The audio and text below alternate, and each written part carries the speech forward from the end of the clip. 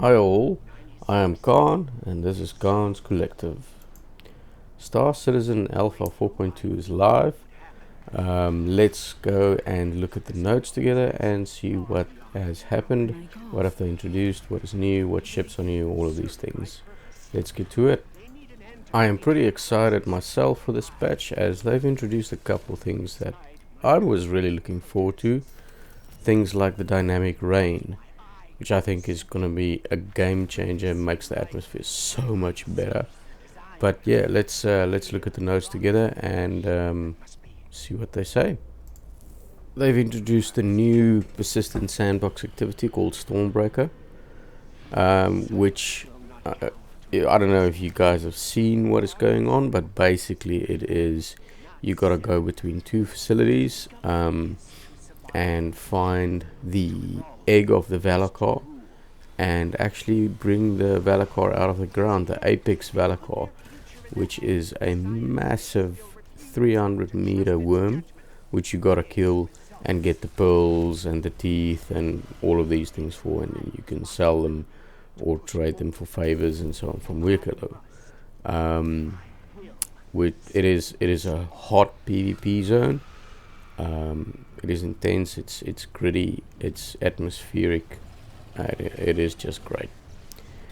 So similar to the Line and Mine sandbox mission in 4.1, Alpha 4.2 brings with it a new series of persistent sandbox locations linked to the ongoing regen crisis narrative. The ASD data centers located on Pyro 4. These facilities allow intrepid explorers to begin uncovering the lengths to which associated sciences and development have gone in combating the current threat to humanity's ability to conquer death. Then you got the ASD shuttle stations. So the shuttle stations are found on Pyro 1, at the outskirts of the enormous never-ending storms and deadly radiation zones. And that's another thing that they've brought in is the radiation. So these stations allow visitors safer passage into the disturbances during investigations within. The ASD research facilities, they are hidden in the dangerous confines of Pyro 1's deadly storms, and intrepid players are encouraged to explore these supposedly abandoned facilities and uncover what ASD has worked so hard to keep secret. Some dodgy blokes there. These facilities also have one-way freight elevators that allow players to send items from inside the Lazarus facility out to the shuttle stations. Now that is a new one that I did not see in the PTU because I did not manage to play the last patches, but that is a great change because trying to get out with the teeth and the pearls and stuff from the actual data centers is a nightmare. Trying to get them on the shuttles and it's a disaster. So I really welcome this change. Haha, and now we come to the fun parts, the new environmental hazards radiations. Implementing dangerous radiation zones in specific locations, forcing players to adapt with specialized gear and strategic navigation. Players may encounter full areas that have been irradiated, rooms that would be deadly to enter without proper gear, and items and fauna that are dangerous to hold or be near. This update adds new radiation accumulation, resistance, and fall-off thresholds to player status effects. These effects will appear as new visual and player status cues with REMs on the HUD and cause consequences resulting in player injury or death if not treated. This update adds new player outfits with high radiation resistance as well as a base level of radiation resistance to all previous armor types. So unfortunately it is only on these specific locations. They aren't random locations. They aren't scattered across the verse in specific, random places where you can happen upon it on a moon somewhere, or it is specifically to these ASD facilities. where these storms are and all of these things. I'm pretty sure it's going to branch out still. It's going to grow and go into other places as well, with low radiation zones, high radiation zones. We'll see what happens. But yeah, I think it's the beginning of what's to come. They have also added a few Wikello Emporium exchange updates, so adding multiple new ships and vehicles to the ever-expanding Wikello's Emporium. The Mirai Guardian QI, the Anvil MK2, the Super Hornet, the Misk Fortune, the Apoa Nox, Mirai Pulse, and the RSI Ursa Medivac. These ships and vehicles, in addition to previously added ones, can now be unlocked by bringing the NPC Wikello a number of favors in exchange for these ships. Now, personally, I'm not the biggest fan of Wikello, only because there's certain things that I think is a bit silly. The fact that you've got to fight for missions to actually to hand in the materials to actually get rewards is ridiculous, and also that you can't get to choose what reward you want. For instance, with the armors, you want to get the whole armor set, but you get 14 different legs and nothing else, and that is just silly to me. They should either or give them in sequence, give you the helmet, the torso, legs and arms, or I don't know how they would do it, but not give you multiple of legs and all these silly things. That is ridiculous. But enough about that. Let's jump to the next section. Equipment swapping hierarchy. So this is a pretty cool one. The equipment swapping now has some hierarchy when swapping out gear using the new looting UI. This iteration will attempt to transfer items equipped on the outside of the player's body, such as weapons, grenades, medpens and backpacks, to the newly equipped armor or undersuit. However, items stored inside the armor, for example the internal storage and pockets, will not be transferred. When swapping gear, for example, looting an enemy's armor, the system will first attempt to move all externally attached items from the old armor or the undersuit to equivalent slots on the new one. If the new gear does not have enough attachment points, excess items should be placed into the player's backpack. If there's not enough space in the backpack, it will be dropped to the ground. This is only exclusively to the looting UI, the new looting UI, and not the old interface. So anything bought in kiosks will function the same way as it did before. This is really cool, which means you don't have to undress yourself all the time to get new armor on you. You can literally just drag it straight from the downed NPC onto your body, and you will have all of your old equipment with that on you. That is an extremely good change. There's additional gameplay updates. All medbeds will now protect players from damage for a small amount of time after respawning. This effect will last 30 seconds while in the bed, and will be cancelled if getting out of the bed before 30 seconds are up. This is also pretty good because there was a lot of medbed spawn camping, which was just so silly. I don't know why people do that. There's no fun in that. It's literally just to be a griefer. I really don't appreciate that. So yeah, let's continue. Increased refinery job speeds across all types and updated to allow complete orders to be loaded onto cargo ships. I thought that was already a thing, that they could already load straight into the cargo ship. What they couldn't do was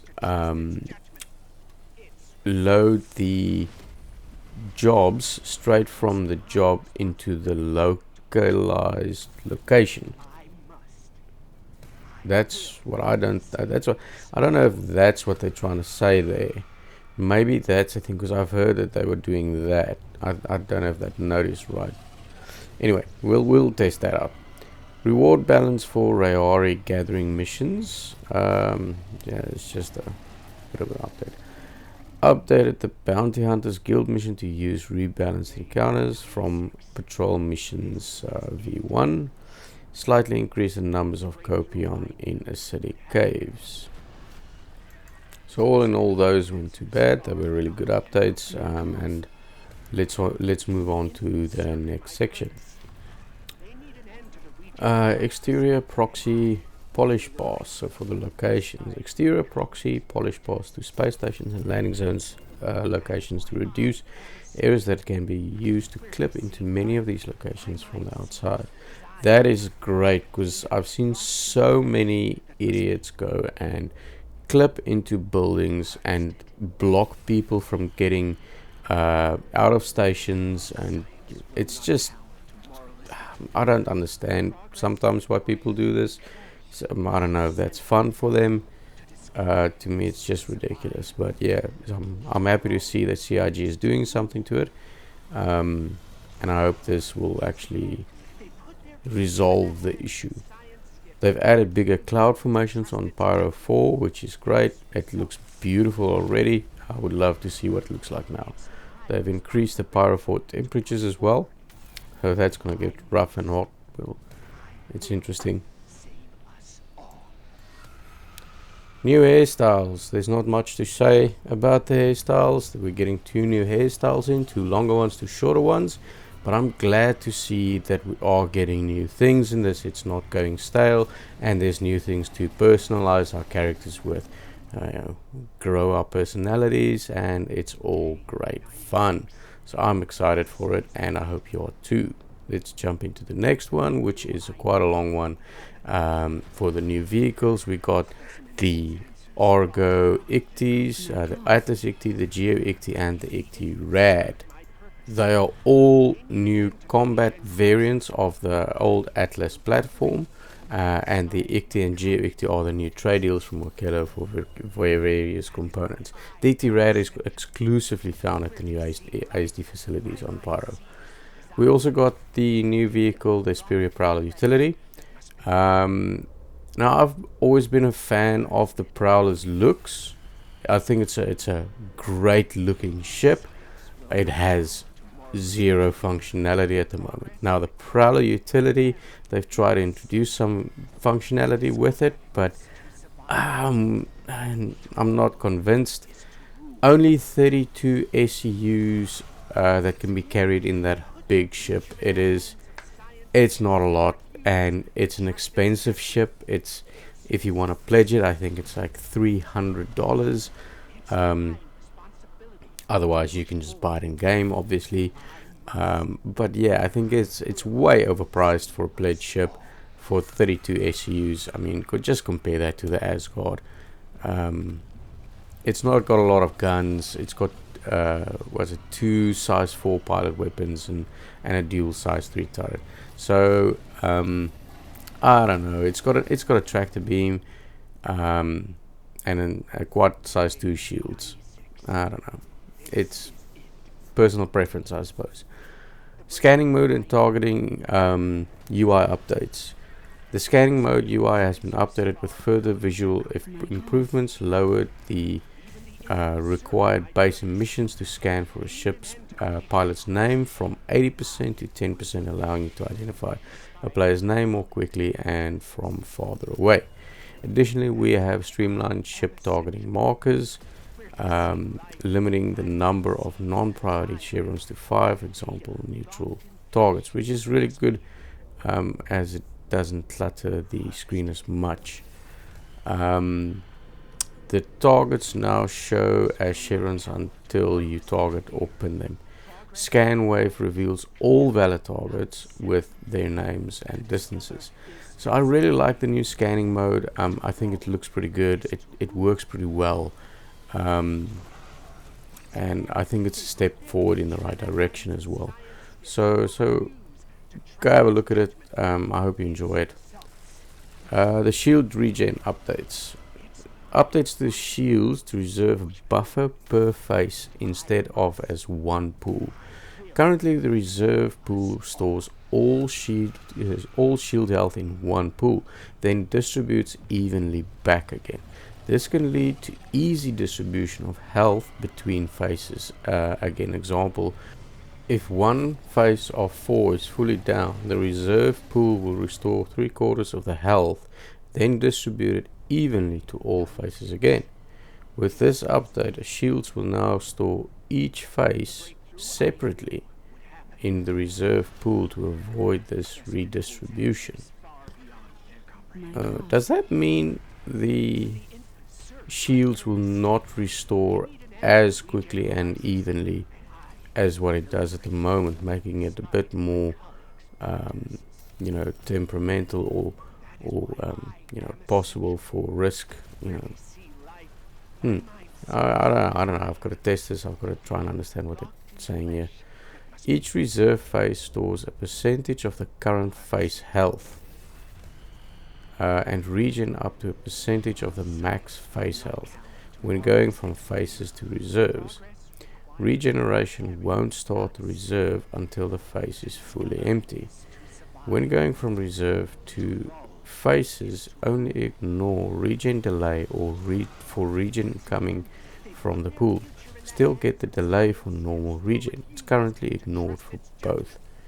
So by the sounds of this, it sounds like the shield won't start replenishing until it is fully empty. Does that make sense to you all? I don't know. Maybe I'm reading it wrong.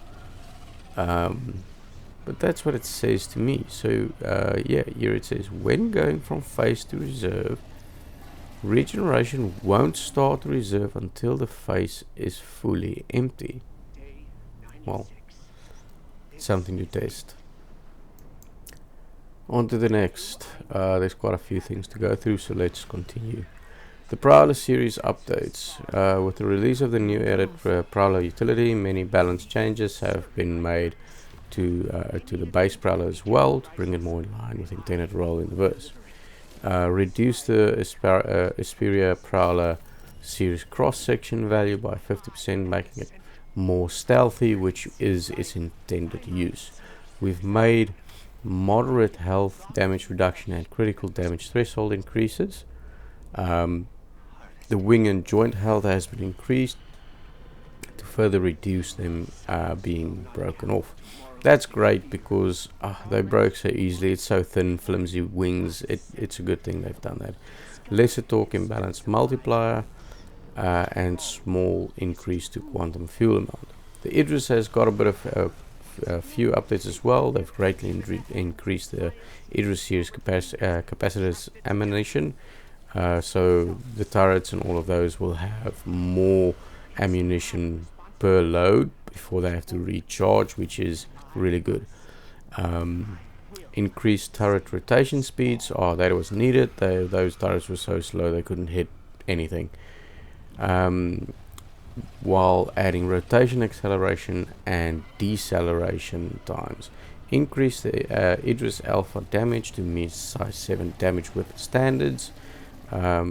2,306 to 6,750. That is a massive jump. Greatly increased the hangar door and ramp health. Added missing gimbals on turrets and retuned remote turrets traversal speed. The Starlancer series also got a few updates which I'm really happy about. Is I've got the max and the SCM speed one that was just so slow, it was ridiculous. So the Starlancer series, moderate Starlancer series, SCM nav boost max speed increases, reduced light range on ramp, and drop door projectors. The Starlancer attack updated hydrogen tanks to 48 SU and quantum fuel tanks to 3.35 SUs. Weapon turret ammo max count buffed and side turret max speeds reduced with added acceleration and deceleration times. Some missile and torpedo balance updates. Across the board, missiles and torpedoes have been readjusted to increase minimum lock ranges and lock timers. Added a minimum activation distance for fire torpedoes. 1500 meters, decreased min-max explosion radius on it, and increased health. It greatly improved the torpedo tracking capabilities, and explosive ordnance will now explode when distorted, and the safety is off. So this is an interesting change. This was because people were dumbfiring torpedoes at point blank range into Idrises and other Polarises to bypass the PDCs, and this forces them to stay at a 1.5k range to actually use those torps. That's good. I like that change. We'll see what happens. It was stupid to try and do that. It didn't make sense that they would be able to do point blank. It's just ridiculous. So I'm glad this change is in. Ground vehicle scanning adjustments. Set ground vehicle driver to be the same baseline 0.1 as the ship pilot standardized scan. Baselines to signal quality, range requirements for ships, and ground vehicle scan information. 0.1 is poor signal, 0.5 is a medium signal, and 0.76 is a good signal. There's not a lot to say on that, so I'll continue with the next one. Additional ship and vehicle updates. Flight turbulence has been re-added to ships, and I think that's pretty cool. This will be most noticeable in storms and when near ground surfaces where proximity flight disturbances occur. They've added the flight blade controllers and bearing CST-313 Castillo bomb racks to the PU shops. They updated all the 300 series loadout kits to use 1-to-1 gimbal size setups to match current game design, as originals use size down gimbals, so that's a good change for them. Increased ship soft death ratio. This will cause ships to enter soft death at a higher health pool, so it means your ship won't be killed as quickly, and if it is killed, it should be, the first run would be soft death, and hopefully they will get rid of the hard death so quickly or so easily.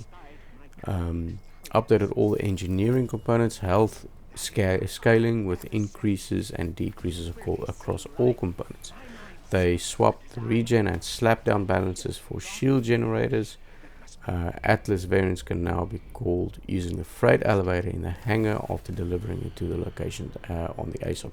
They've just casually thrown that in there, but that is a massive quality of life change. You can now just bring that up and down in your freight elevator as you see fit, and you don't have to bring down your whole ship and bring up one Atlas and get that moved off the elevator or the hangar elevator and then bring up your ship again. It's a massive quality of life change, so I'm really happy about that. I'm just waiting for the ground vehicles to be done the same way. They've updated the ship UI messaging to reflect the average distortion of the power plants as a percentage. They've enabled countermeasure actions while in scan mode. That's pretty cool. So now in nav mode you can now use your flares, you can now use your noise, which is a great thing. They've added gimbals to ground vehicle remote turrets, reduced the anvil Asgard cross-section, Valkyrie as well cross-section emissions. They needed it because they were ridiculously high. You could see them miles away. Changed the Singe cannons to be bespoke to the Banu Defender. They greatly increased the Polaris and 890 jump hangar door and ramp health. They updated the Gladiator to allow missile swapping, and they've slightly increased the Anvil Valkyrie and Asgard max ammo capacity. I really like that because I've got the Asgard and I think it's a great ship. So I'm very stoked with that. Increased the Anvil Centurion max turret ammunition. They slightly restricted the Polaris turret gimbal movement to avoid them clipping through the ship. and a slight reduction in the Gladius max pitch velocity. They've added missing C8 Pisces armor damage reduction modifiers as well. Sorry, I'm going through these pretty quickly, but some of them are really self-explanatory, and this video is going to be long already, so I want to try and cut down on that if I can. Now, weapons and items. Volt Prism Shotgun. A revolution in tactical firepower, starting as a high-impact, close-range weapon. This adaptive weapon evolves as you fire, building heat and transforming into a precision slug shotgun capable of punishing enemies at a distance with terrifying force. I'd like to see that. I haven't seen the shotgun yet. Operators must monitor heat buildup carefully. Sustained fire can lead to overheating, reducing the efficiency and leaving you exposed. Environmental factors play a crucial role, and atmospheric temperatures will affect heat generation, meaning your battlefield tactics must adjust with your surroundings. That's going to be interesting. They've introduced a new QLife Decon Pen Extra, which is for, I think that's for radiation, isn't it? Let's see. It delivers a rapid injection to both canoidide and hemazole to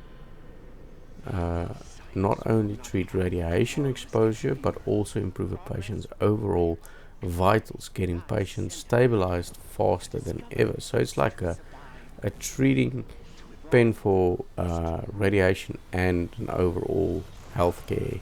That's pretty cool.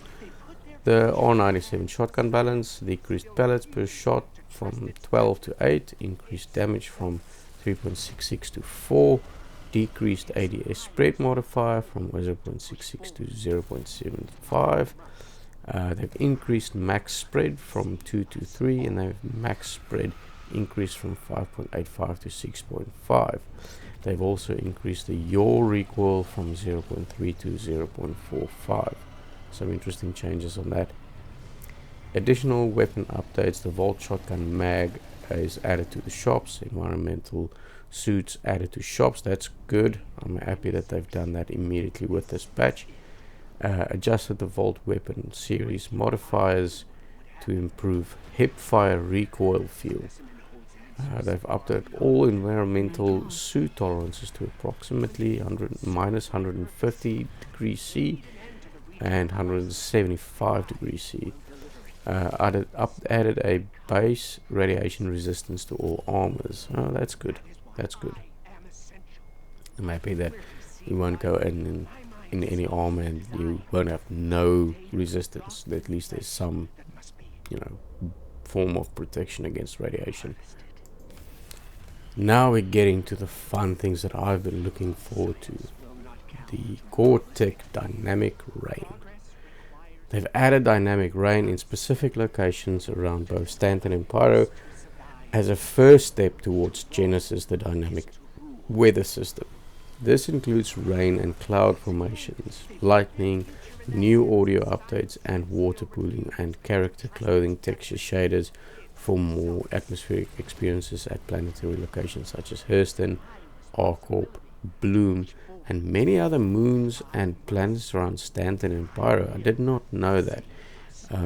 I've known that that they've added to Hurston, Arcorp, and Bloom, but I didn't know that they were added to moons and other planets around Stanton and Pyro. Which I don't know how that works. I didn't think moons had weather. Okay, well, interesting. We'll see what that is like and what's going on there. I've got no idea, but it's an interesting thing nonetheless. It looks absolutely beautiful. Do yourself a favor and go fly through some of those rainstorms. It is good. They've added flight blades and bomb rack items, item types to the LTP record, the long time persistence record. Added fauna harvestables to long time persistence records post 4.2. That is the Copenhagen, the Raided Copenhagen, Marok Gems, Rantadang, Emocio Plague, the Irradiated, Velakar Fang, the Velakar Skin, and the Chitin. Does that mean they won't get wiped again if there's a new patch? If it's in the long time persistence records, then they should not be wiped patch after patch cycle. So that's good. There's some additional core tech update to add ability for locked doors to require multiple forms of authentication to open, such as having to wear specific clothing, armors, or helmets. This tech is currently used at the new ASD locations in Pyro. That's pretty cool. It's not just the old open a door thing. I think it's a step towards hacking, and I'm really here for it. I like that. Rooted item recovery. Item spawns through the player's home inventory if the target medbed doesn't have a valid landing zone. This will be a buffer zone for items to be stored in the player's home location to add additional levels of reliability for when the player's spawn point no longer exists. Interesting. So let's read that again. Rooted item recovery. Item spawns. Recovery item spawns through the player's home inventory if the target medbed doesn't have a valid landing zone. So for instance, if you've got yourself set as a regeneration in a Pisces or a Medivac or the Carrack or any ship, basically,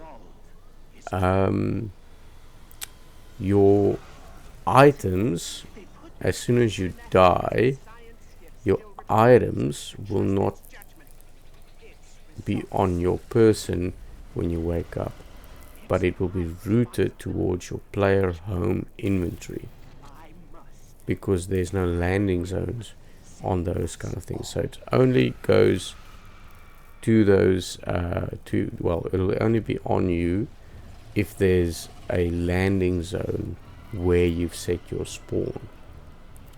Okay, that's interesting. Refactored of how we handle cleanup. Lifetime of entities spawned by mission location modules to allow better handling of the DGS crash recovery. The new spawn closet subsumption logic to pause and reset auto spawn task. This will help limit locations to the amount of FPS AI we set for the area. Slightly reduced water light reflection to be less intense due to intense flashing. No strobe lights for us anymore, that's good. Terrain physicalization, performance optimization, some Area 18 traffic CPU to GPU performance conversion updates, further 3D comms, call visual polish pass, made various client and server performance improvements, and made various network improvements. That is good. Rightio. So they've also introduced a whole heap of bug fixes that they've introduced. Now, I'm not going to go through every one of these lines, but you can pause the video here and go through them yourself. It's quite an extensive list. I couldn't even fit it all in one page, so I've continued on this next one. So yeah, just pause the screen there and see what is new to the bug fixes. Well, that is all from me. I think it is a brilliant update. It's quite extensive. It's good. I really like what they've done, and I'm looking forward to what will happen in 4.2.1 already. So I've already seen some sneak peeks, and I think it's going to be good. Until then, I hope I see you guys in the verse. If you ever see me in the verse, come and say hi. And please drop me a like, and if you're generous to do a subscribe, I would really appreciate it. It takes a lot of time to do these videos, and thank you very much for everything. Until next time, I'm Khan, and this is Khan's Collective. Cheers.